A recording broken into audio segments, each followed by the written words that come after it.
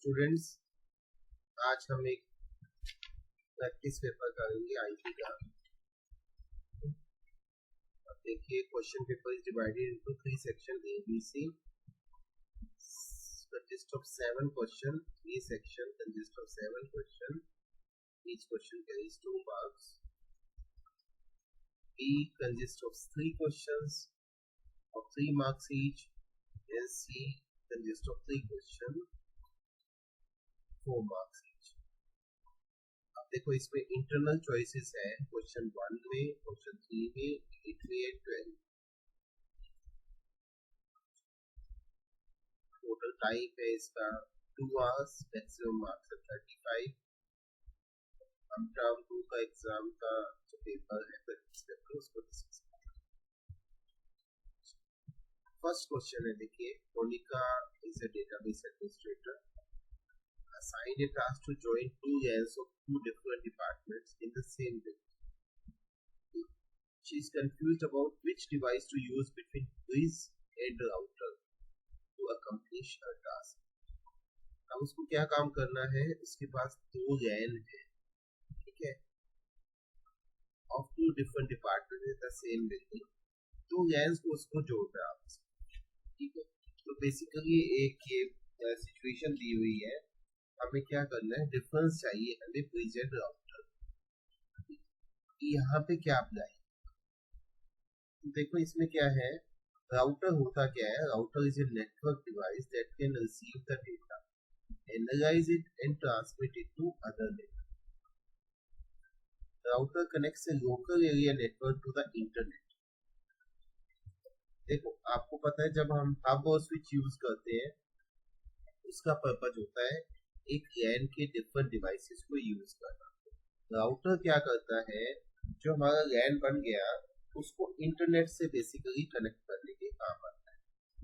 और ब्रिज क्या होता है, it is a network device that connect multiple LANs together to form a larger LAN. इसका काम होता है डिफरेंट लैन्स को आपस में जोड़ना। सो अब यहाँ पे क्या करना है, उसको 2 डिफरेंट लैन जोड़नी है, तो इसको क्या करनी पड़ेगी, ब्रिजिंग करनी पड़ेगी। So she need to use a bridge to join 2 LANs in a building. ठीक है, इस टाइप के आंसर देने के लिए आपको इन डिवाइसेस का मीनिंग पता होना चाहिए, यूज पता होना चाहिए। उसका पर्पज है अपना कि हम इस टॉपिक्स को स्टडी करें। सेकंड, इसका वो पार्ट है, Vineet is surfing A website name this is confused about the different parts of a domain। अब डोमेन नेम है, देखो इसमें दिया हुआ है www.helpinghands.in। तो डोमेन नेम होता क्या है, पहले तो इसके बारे में लिखो। देखो 2 मार्क्स का क्वेश्चन है, आप उसको आंसर को हड़बड़ी में मत कीजिए, आपके पास लगभग 6 to 7 मिनट्स है इसको आंसर को देने के लिए। तो आपको थोड़ा सा पैराग्राफ इसमें बनाना पड़ेगा। The domain names are unique, human readable internet address of website। ये domain name बताने पहले तो क्या है, they are made up of 3 parts। एक तो इसमें होता है टॉप लेवल डोमेन, ठीक है। अब टॉप लेवल डोमेन क्या है, जैसे इसमें दे दिया आपका .in, ये .com हो सकता है, .org हो सकता है। यहाँ पे इन का मीनिंग क्या है, इंडिया, जैसे .uk होता है, .us होता है, वैसे IN क्या है, टॉप लेवल डोमेन है। उसके बाद हमारा जो डोमेन IP का स्पेसिफिक IP एड्रेस है उससे जुड़ा हुआ डोमेन नेम क्या है हमारा, जो इसमें दिया हुआ है हेल्पिंग हैंड्स, ठीक है, वो है। और उसके बाद देखो www क्या है, यहाँ पे एक प्रोटोकॉल है, ठीक है। अब क्या हो सकता था, .in के बाद भी कोई स्लैश देके सब डोमेन हो सकता था, यानी हो सकता था abc.helpinghands.in, तो ABC वहां पे क्या हो जाता, सब डोमेन हो जाता। तो आपको इस वे में एक एक पार्ट को समझाना है। ये हो गया अपना फर्स्ट आंसर। इसको एक बार आप स्टडी कर लीजिएगा, टॉपिक को समझ में आएगा। सेकंड क्वेश्चन है, identify the topologies. A topology in which each communicating device connect to all other devices to make a network।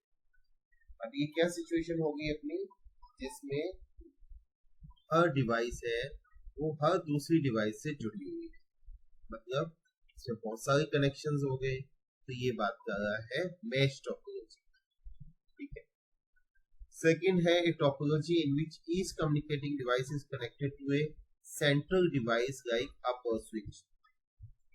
ठीक है, ये जो सिचुएशन है ये बता रहा है इसमें सारी जो डिवाइसेस है वो एक सेंट्रल डिवाइस से जुड़ी हुई है, जो या तो अप है या स्विच है।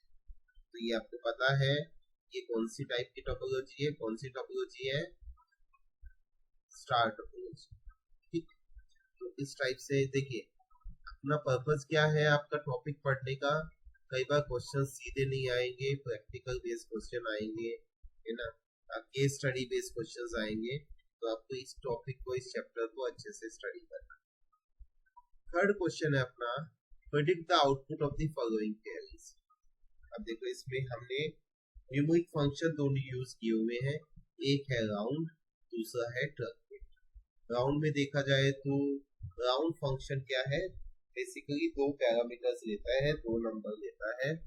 फर्स्ट नंबर, फर्स्ट वैल्यू जो है वो कोई भी नंबर होती है, डेसिमल प्लेसेस हो सकते हैं उसमें। सेकंड होता है बेसिकली वो एक इंटीजर होता है। ठीक है, उसका पर्पस होता है कि हम किस लेवल तक राउंड करना चाहते हैं। अगर वो नंबर पॉजिटिव है इसका मतलब हम डेसिमल के बाद भी कोई वैल्यू चाहते हैं उसमें राउंड ऑफ करने के लिए। अगर वो नंबर मिसिंग है या नंबर जीरो है, इसका मीनिंग जो फर्स्ट नंबर हमने दिया हुआ है उसको नियरेस्ट इंटीजर तक राउंड ऑफ करना है। और अगर वो नंबर माइनस में है इसका मीनिंग क्या है, हमें वंस में या हंड्रेड्स में या टेंस में राउंड ऑफ करना है। जैसे -1 कर दिया, इसका मीनिंग क्या हुआ, हमारे पास यूनिट में कुछ भी नहीं है। ठीक है, जैसे अब ये दिया है -4, -4 का मीनिंग क्या है, डेसिमल के बाद 4 डिजिट्स होने चाहिए। तो देखो हमारे पास 2 ही डिजिट है, 2 और 4, तो इसमें 2 डिजिट हम जोड़ देंगे। जब हम जोड़ेंगे तो हम क्या जोड़ सकते हैं, इसमें सिर्फ 0 जोड़ सकते हैं। ठीक है, तो इसका जो आंसर आ जाएगा 12,489.2400। ठीक है, आंसर हो गया। Select truncate. अब बेसिकली ट्रंकेट और राउंड में डिफरेंस क्या होता है, ट्रंकेट क्या करता है, चाहे वो नंबर कुछ भी हो बाद में, 5 हो या 5 से ज्यादा हो, उसको कट कर देता है। ठीक है, उसकी वजह से लेफ्ट साइड के नंबर को वो इंक्रीज नहीं करता। बट राउंड क्या करता है, उस नंबर को अगर वो 5 या 5 से बड़ा है और वो नंबर हटने जा रहा है तो लेफ्ट साइड के नंबर को एक इंक्रीज कर देता है। जैसे एग्जांपल में दिया है 13,246.56 -1। -1 का पता है आपको क्या है, जो 46 है ना उसका 6 अभी हटने वाला है यहाँ से। ठीक है, क्योंकि हमें इसको ट्रंकेट करना है, हटाना है। -1 का मीनिंग क्या हुआ, आपका ये यूनिट वाला नंबर हट जाएगा, वंस वाला नंबर। ठीक है, तो वंस वाला नंबर हटेगा तो इसमें क्या आ जाएगा, 0 आ जाएगा। ठीक है, अब जो लेफ्ट साइड का नंबर है 4, वो 5 होगा या नहीं होगा। ठीक है, अगर यहाँ पे होता अपना राउंड फंक्शन तो इस 4 को 5 बना देता, बट क्योंकि है ट्रंकेट फंक्शन तो इसका आंसर आ जाएगा 13,240। ठीक है, 50 नहीं होगा, अगर राउंड होता तो ये 50 हो जाता, बट क्योंकि ये क्या है, ट्रंकेट है, ये सिर्फ 6 को हटा देगा, इसकी जगह पे 0 बना देगा। बट चाहे ये 6 है या 4 है, इससे कोई फर्क नहीं पड़ेगा, क्योंकि ट्रंकेट लेफ्ट साइड वाले नंबर को इंक्रीज नहीं करेगा।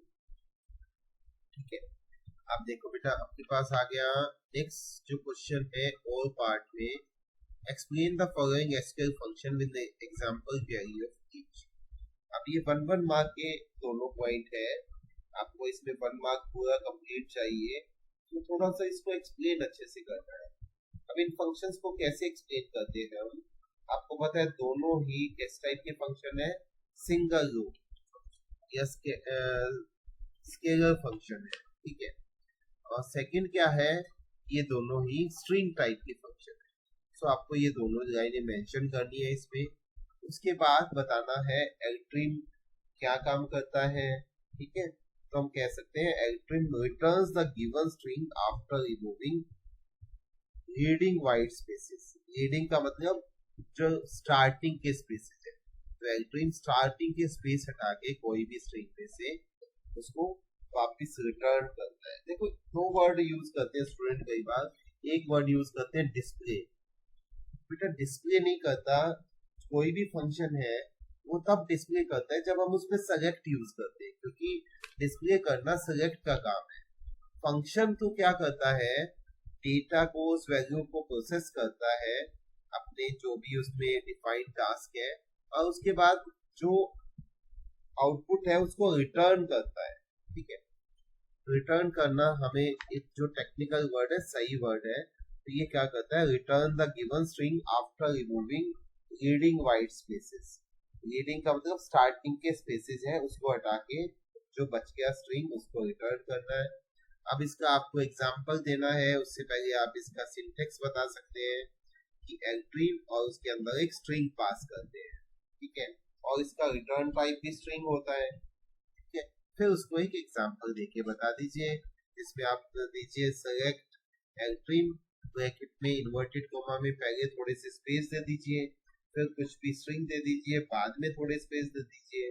ठीक है, तो अब जब आप इसको आउटपुट में दिखाएंगे तो लेफ्ट साइड के स्पेस हटा के दिखा दीजिए, राइट साइड के स्पेस नहीं हटेंगे, वो पड़े रहेंगे। ठीक है, सेकेंड पार्ट है अपना यू केस। यू केस क्या होता है, इसका दूसरा नाम है अपर।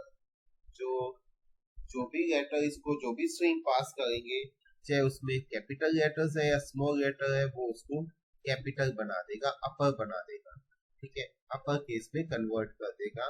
ठीक है, तो आपको इसको भी समझाना कैसे है, आपको इसको एक्सप्लेन करना है अच्छे से कि ucase is a single row string type of function.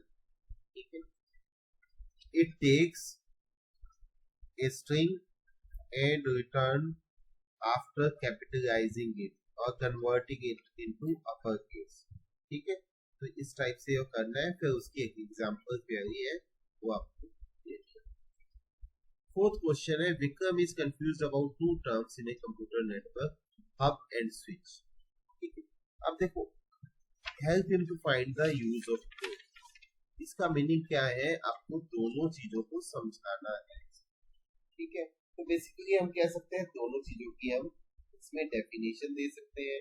2 marks का है, और थोड़ा सा डेफिनेशन में ऐसे शॉर्ट नहीं करेंगे, थोड़ा सा एक्सप्लेन कर देंगे। Hub is a network device used to connect multiple devices to form a network. ठीक है, और स्विच क्या है, it's a networking device that filter network traffic while connecting multiple computers और कम्युनिकेटिंग डिवाइस। देखो आपको पता है दोनों का काम एक ही है, ये क्या करते हैं, डिफरेंट डिवाइसेस को ऐड करता है, मतलब कनेक्ट करता है लैन बनाने के लिए। बट डिफरेंस क्या होता है, जो हब होती है वो तो जब कम्युनिकेशन करती है तो सभी जितने भी डिवाइसेस उसके साथ कनेक्टेड है सभी पोर्ट्स पे वो अपने मैसेज को भेज देती है। ठीक है, जबकि भेजना होता है जो रिसिपिएंट होता है उसको भेजना होता है, रिसीवर को भेजना होता है, बट वो क्या करती है मैसेज को सभी को भेज देती है। बट स्विच क्या करता है, वो फिल्टर करता है नेटवर्क ट्रैफिक को, और जो रेसिपिएंट होता है उसको स्टडी करता है और उसी को भेजता है। ठीक है, मैसेज। तो इस वे में आपको इसको बताना है। ठीक है, और फिफ्थ क्वेश्चन है, बंधन is working on MySQL database. He wants to access records of a table in ascending order after grouping the certain columns, but is confused which clause of SQL will help in accomplish the task. Help him to explain it. अब देखो उसको क्या करना है, उसको ascending order में करना है और साथ में ग्रुप भी करना है। ठीक है, तो देखो जो भी हम स्टेटमेंट एसक्यूएल में यूज करते हैं, MySQL में यूज करते हैं, उन सबका एक सीक्वेंस होता है। सीक्वेंस का मीनिंग क्या होता है, जैसे हम सेलेक्ट स्टेटमेंट दिए तो सेलेक्ट के बाद कुछ कॉलम के नाम आएंगे या स्टार आएगा, उसके बाद फ्रॉम टेबल नेम आएगा, अगर आपको कोई कंडीशन देनी है तो वेयर आएगा। ठीक है, उसके बाद क्या आएगा, अगर आपने कुछ ग्रुप्स किए हैं तो ग्रुप बाय आएगा, अगर आपको ग्रुप पे कंडीशन देनी है तो हैविंग आएगा, और उसके बाद अगर आपको सीक्वेंस में दिखाना है तो ऑर्डर बाय आएगा। ठीक है, तो अब इसमें देखो दो चीजें यूज होगी, उसकी दो क्लोज यूज होंगे, ऑर्डर बाय क्योंकि उसको असेंडिंग ऑर्डर में दिखाना है, और ग्रुप बाय क्योंकि उसको ग्रुप में करना है। तो आपको इस आंसर में दो चीजों को एक्सप्लेन कर देना है कि भाई to group the records on certain column he will use group by clause, and to access record in ascending order he will use order by clause। ठीक है, और थोड़ा थोड़ा दोनों को समझा देना है। 2 मार्क्स का क्वेश्चन है, एक एग्जांपल क्वेरी भी आप इसमें दे सकते हैं। ठीक है, अब 6 क्वेश्चन है, how are nulls treated by aggregate function, explain with an example query. Aggregate function के सामने जब नल्स आते हैं तो क्या होता है, नल क्या होते हैं, अनडिफाइंड वैल्यूज होती है, या तो हमने मिस की हुई होती है वैल्यू, मतलब उस कॉलम में कुछ भी नहीं होता, तो उसको एग्रीगेट फंक्शन कैसे देखते हैं। ठीक है, तो इसमें होता क्या है, nulls are ignored by aggregate function. Null है तो उसको देखेगा ही नहीं aggregate, they are not considered for any purpose. ठीक है, तो आप इसको दिखा सकते हो कैसे, जैसे आप इसको सम के साथ कोई भी कॉलम नेम देके दिखा सकते हो, एक छोटी सी टेबल बना के दिखा सकते हो, समझा सकते हो भाई इसमें दो जगह नल था, हमने इसको सम किया तो उसने कोई उसको मतलब इग्नोर कर दिया। सेकंड बेस्ट तरीका है इसको एवरेज एग्रीगेट फंक्शन के साथ समझाना, कि अगर आपके पास 5 रिकॉर्ड्स है और 2 नल है उसमें से, ठीक है, तो क्या करेगा, जो 3 डेटा है उसको सम करेगा और उसको 3 से ही डिवाइड करेगा, इसका मतलब नल को हमने देखा ही नहीं है। ठीक है, तो इस वे में इसका आंसर देना है। ठीक है बेटा, नेक्स्ट देखो एक 7th क्वेश्चन आ गया, consider the given table student and predict the outcome. Table दी हुई है, कुछ कॉलम्स है, to display the date of birth of the youngest student from the science stream। ठीक है, अब क्या करना है, youngest student कैसे पता चलेगा इसका, अपने को इसका पता चलेगा भाई जो बाद में पैदा हुआ है, ठीक है, जिसकी डेट ऑफ बर्थ ज्यादा है वही यंगेस्ट है। ठीक है, तो ज्यादा के लिए हमारे पास क्या फंक्शन है, मैक्स, तो हम करेंगे select max date of birth from student, मतलब DOB from student where stream equal science। ठीक है, तो इससे हमारे पास ये क्वेरी हो गई। सेकंड है to display the name, gender and marks of student in ascending order of the month of the year for the year 2000। ठीक है, क्या क्या चीजें दिखानी है अपने को, कौन सेलेक्ट के बाद दे देंगे, select name comma gender comma marks from student. अब क्या है, इसने पूछा है ascending order of the year of the month of the year. ठीक है, इसका मतलब हमें कहीं ना कहीं ऑर्डर बाय देना है, बट हमारी कंडीशन क्या है, इसमें कंडीशन है फॉर द ईयर 2000, तो हम देंगे select name comma gender comma marks from student where year of DOB, क्योंकि हमें ईयर एक्सट्रैक्ट करना है DOB में से। तो हमारे पास क्या मेथड है, ईयर ब्रैकेट में DOB इक्वल टू 2000, और क्योंकि आपको बताया था सबसे लास्ट में आता है ऑर्डर बाय मंथ DOB। ठीक है स्टूडेंट्स, तो ये अपना A सेक्शन हुआ जिसमें 7 क्वेश्चन हुए, टोटल 14 मार्क्स। ठीक है, ये वीडियो बड़ा हो जाएगा, नेक्स्ट अपना जो है सेक्शन B करते हैं और C करते हैं नेक्स्ट वीडियो में। Thank you very much, keep studying, keep learning, bye.